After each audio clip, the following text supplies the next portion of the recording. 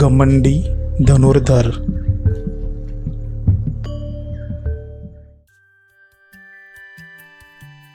धनुर्विद्या के कई मुकाबले जीतने के बाद एक युवा धनुर्धर को अपने कौशल पर घमंड हो गया और उसने एक जैन गुरु को मुकाबले के लिए चुनौती दी। जैन गुरु स्वयं बहुत ही प्रसिद्ध धनुर्धर थे। युवक ने अपने कौशल का प्रदर्शन करने के लिए दूर एक निशाने पर अचूक तीर चलाया।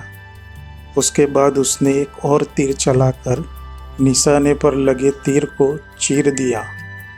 फिर उसने अहंकार पूर्वक जैन गुरु से पूछा, क्या आप ऐसा कर सकते हैं? जैन गुरु इससे विचलित नहीं हुए और उसने युवक को अपने पीछे पीछे एक पहाड़ तक चलने के लिए कहा।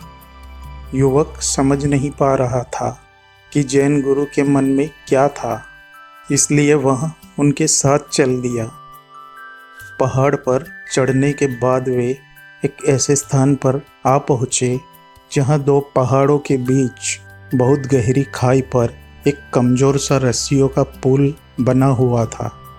पहाड़ पर तेज हवाएं चल रही थी और पुल बेहद खतरनाक तरीके से डोल रहा था। उस पुल के ठीक बीचों बीच जाकर जैन गुरु ने बहुत दूर एक वृक्ष को निशाना लगाकर तीर छोड़ा, जो बिल्कुल सटीक लगा। पुल से बाहर आकर जैन गुरु ने युवक से कहा, अब तुम्हारी बारी है।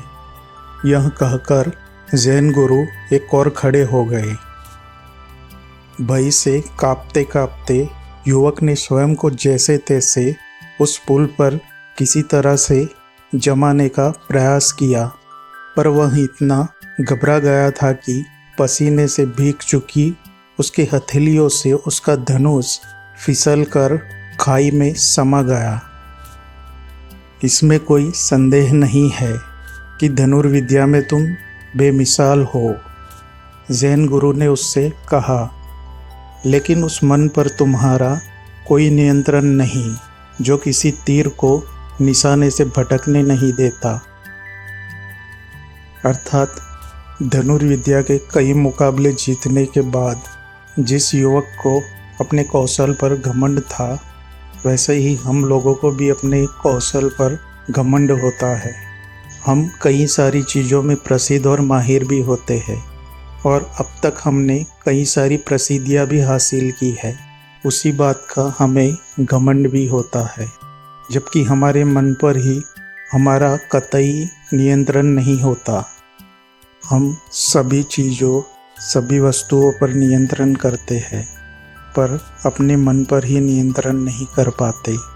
जैन गुरु उस धनुर्धर को यही समझा रहे हैं कि धनुर्विद्या में तुम बेमिसाल हो, पर अपने मन पर तुम्हारा कोई नियंत्रण नहीं है जो किसी तीर को निशाने से भटकने नहीं देता। अर्थात मन पर नियंत्रण होना अति आवश्यक है। मन का नियंत्रण ही महत्वपूर्ण है। चाहे आप किसी भी चीज़ में सर्वश्रेष्ठ क्यों ना हो, पर यदि मन पर नियंत्रण नहीं है तो आप कभी भी सर्वश्रेष्ठ नहीं बन पाएंगे।